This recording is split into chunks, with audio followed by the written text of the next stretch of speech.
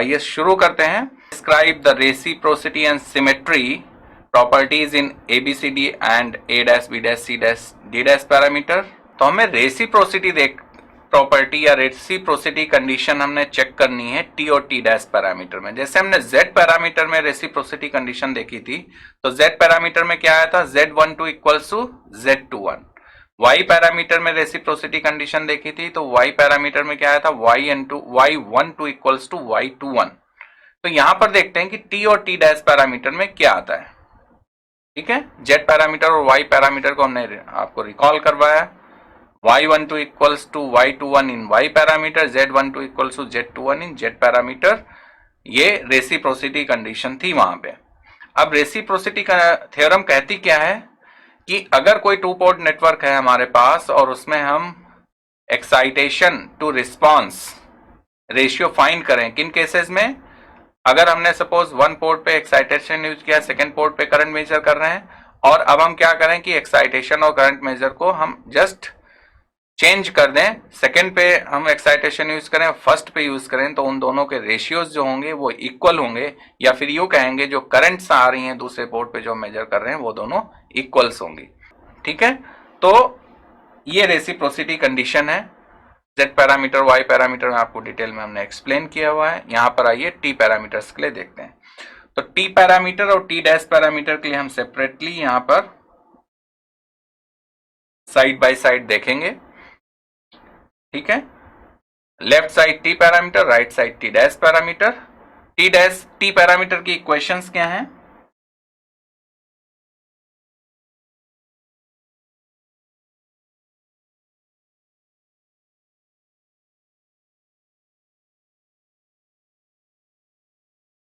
और T dash parameters की equation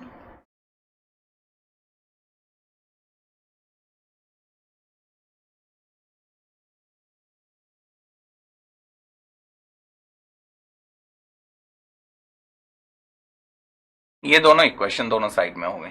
ठीक है, अब टू पोर्ट नेटवर्क हमारे पास, एक कॉमन टू पोर्ट नेटवर्क हम ड्रॉ कर रहे हैं दोनों में। तो ये टू पोर्ट नेटवर्क था। As per reciprocity theorem conditions क्या थी कि when V1 equals to Vs, अगर हम सोर्स एक एंड पे कनेक्ट करें और सेकेंड एंड पे सिर्फ V2 एंड पे जो पोर्ट 2 है उस पे करंट मेजर करें, तो फर्स्ट पोर्ट पे हम सोर्स कनेक्ट करेंगे, सेकेंड पोर्ट को हम क्या करेंगे, शॉर्ट करेंगे। ठीक है, तो फर्स्ट कंडीशन थी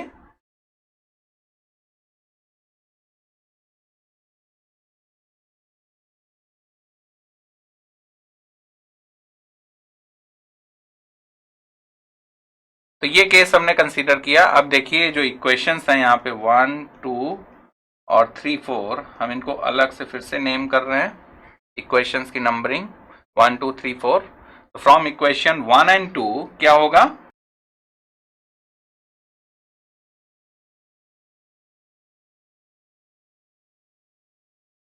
तो यहाँ पे हमने जब फर्स्ट कंडीशन ली V1 equals to Vs, V2 equals to 0, तो Vs इक्वल्स टू आ गया BI2 डैश फ्रॉम इक्वेशन 3। हम यहाँ पर मेंशन कर देते हैं from equation 1 Vs equals to BI2 dash.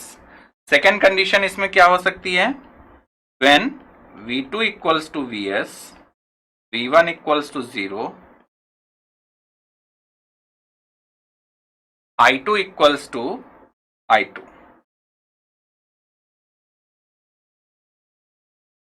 In this case, equation 2 becomes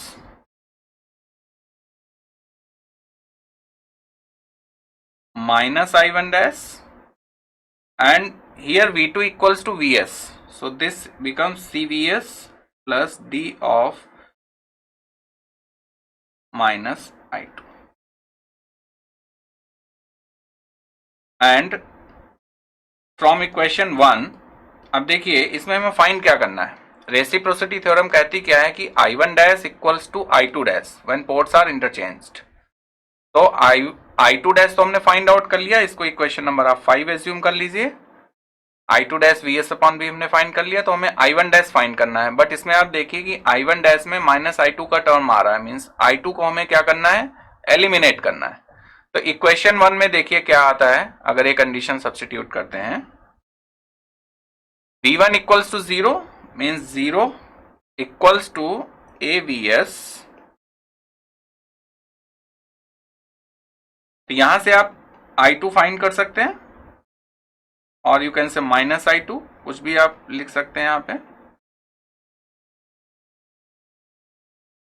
and substitute this value in this equation. तो यहां से, और यू कैन से I1 डैश हमने माइनस से मल्टीप्लाई कर दिया,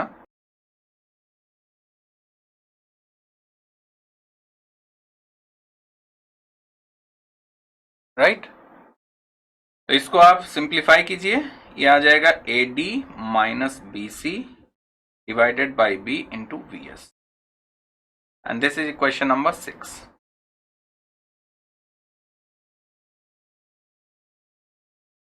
Now from equation 5 and 6, now I1 dash equals to I2 dash as per the condition of reciprocity। और जब आप इन दोनों को इक्वेट करेंगे तो आप देखिए क्या मिलेगा,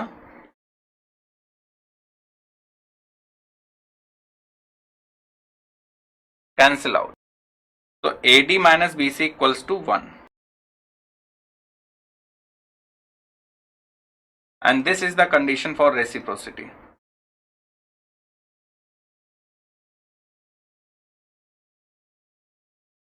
in T parameters।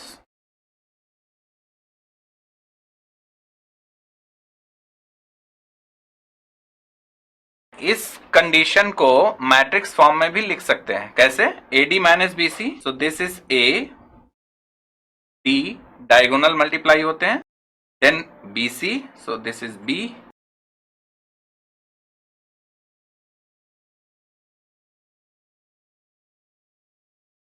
आप इसको ऐसे भी लिख सकते हैं, और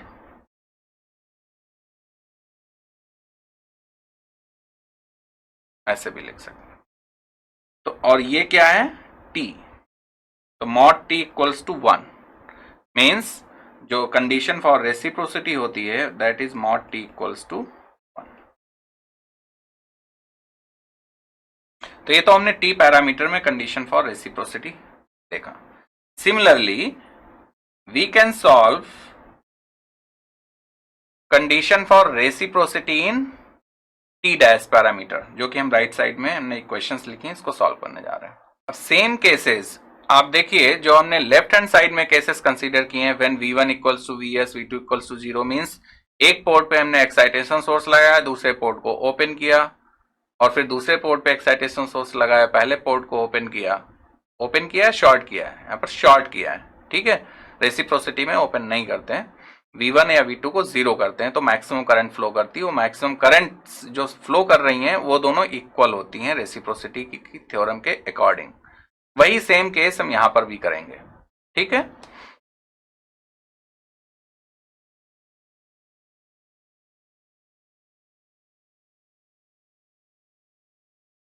So this is my first case when V1 equals to Vs, V2 equals to 0। तो इक्वेशन 3 and 4 becomes, देखिए यहां पर I2 equals to minus I2 dash है, इसका मतलब आपको क्या करना है? I2 डैश सॉल्व करना है, ठीक है। और देन सेकेंड कंडीशन में I1 डैश आप सॉल्व करेंगे और दोनों को इक्वेट करेंगे, वो रेसिप्रोसिटी की कंडीशन आ जाएगी, इसके लिए T डैश पैरामीटर्स के लिए। तो यहां पे equation 3 and 4 becomes,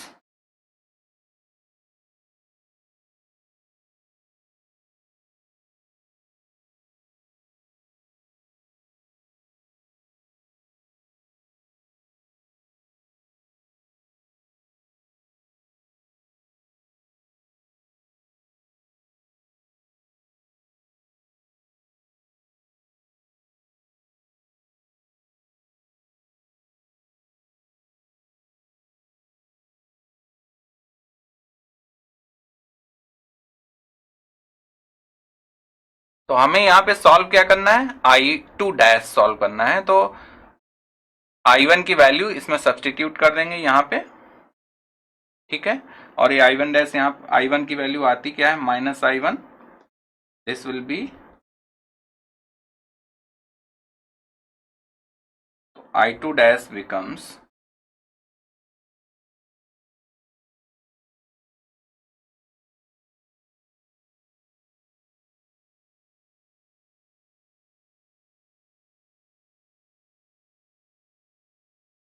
question number 7.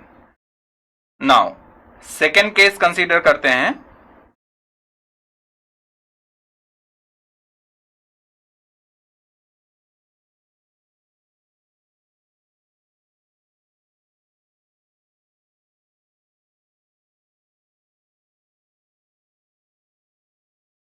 This is our second case. तो सेकेंड केस में हमें क्या सॉल्व करना है? I1 डैश सॉल्व करना है. और आप यहां पर देखिए, इसमें इक्वेशन 3 एंड इक्वेशन 4 आपको V1 इक्वल्स टू 0 रखना है. तो V1 इक्वल्स टू 0 अगर आप थर्ड इक्वेशन में रखेंगे तो डायरेक्टली आपको I1 डैश की वैल्यू मिल जाएगी.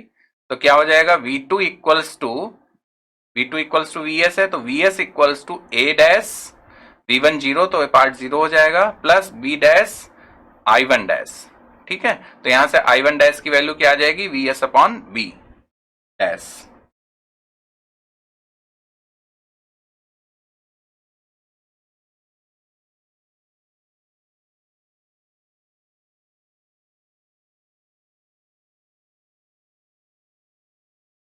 Now equate equation number 7 and 8.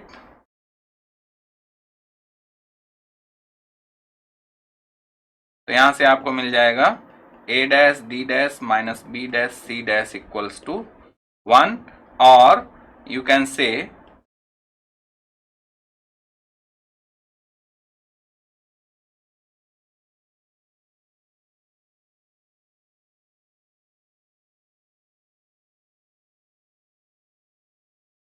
so this is the condition for reciprocity.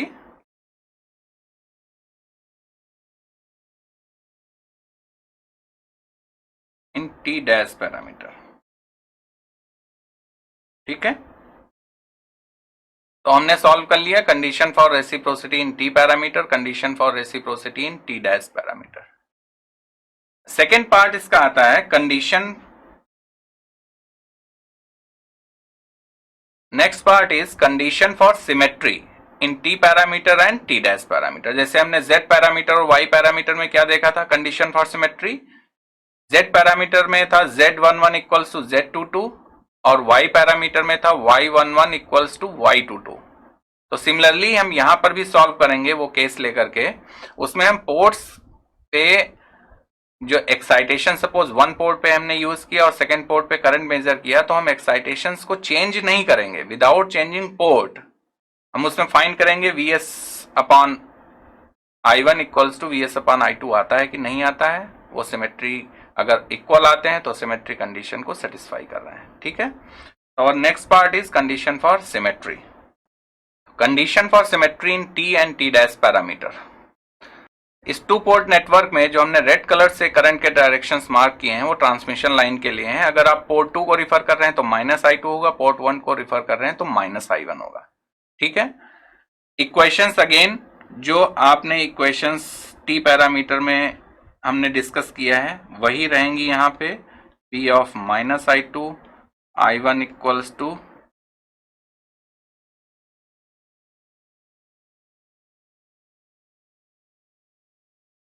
and on this side T dash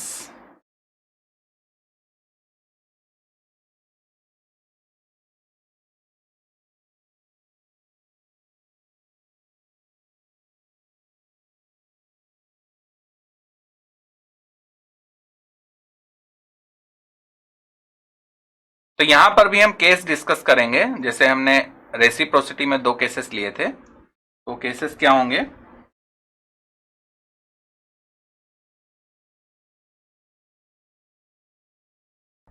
तो यहां पे 2 केसेस हैं. फर्स्ट है when V1 equals to Vs, V2 equals to V2. Means हम first port पे ही excitation source लगा रहे हैं और सेकेंड पोर्ट को ओपन कर रहे हैं. सेकेंड केस है सेकेंड पोर्ट पे एक्साइटेशन सोर्स लगा रहे हैं और फर्स्ट पोर्ट को ओपन कर रहे हैं. ठीक है, तो इस केसेस में हमें फाइंड आउट करना है कंडीशन फॉर सिमेट्री. और ऐसे केसेस में Vs upon I1 equals to Vs upon I2 अगर ये आते हैं तो इसका मतलब सिमेट्री कंडीशन वेरीफाई हो रही है। ठीक है, तो first case and equation number 1 and 2।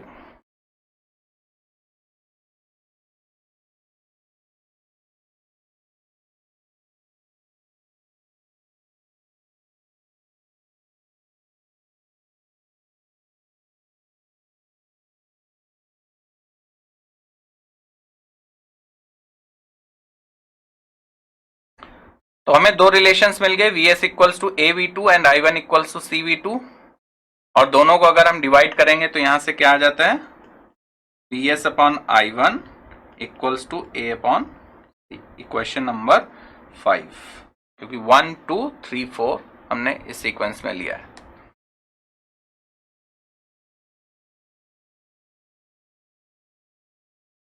Now consider the second case when V2 equals to Vs, V1 equals to V1 और I1 0 है। ठीक है,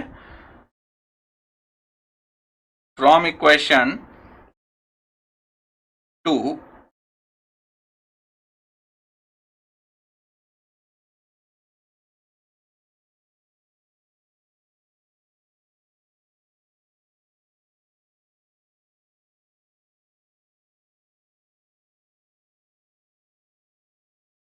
तो इक्वेशन 2 से direct Vs upon I2 relation मिल गया। अब as per the condition of symmetry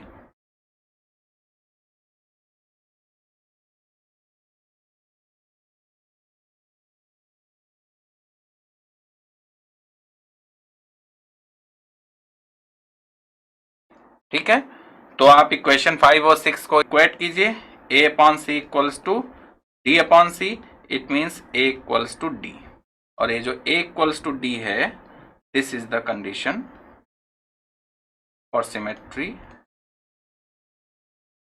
in t parameter. समझ में आया?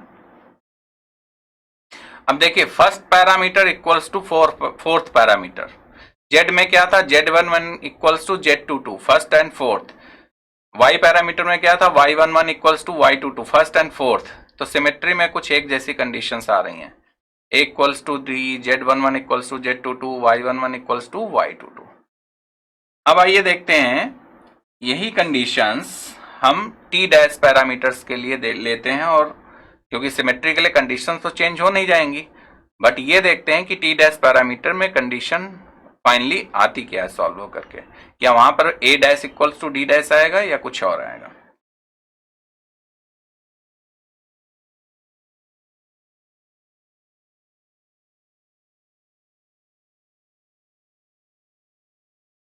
Now in this case, when v1 equals to vs, v2 equals to v2, i1 equals to i1, आप देखिए equation number 4, equation number 4 में थोड़ा करेक्शन है, और ये correction,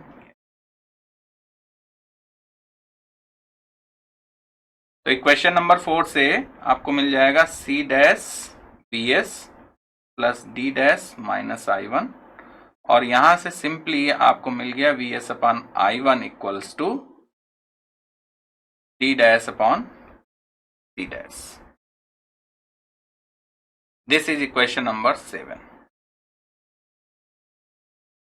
now consider the second case. Second port पे हम एक्साइटेशन सोर्स लगाएंगे,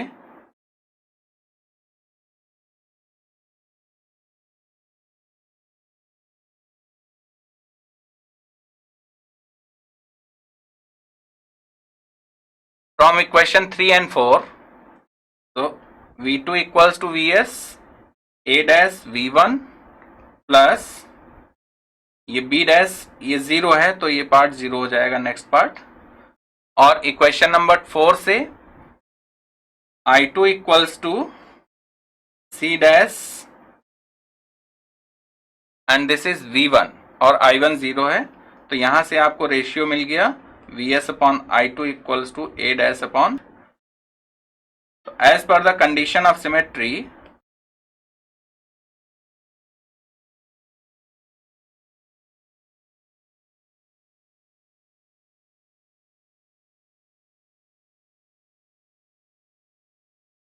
compare means compare equation 7 and 8 or equate both the equations, you will have a dash equals to d dash here, and this is the condition for symmetry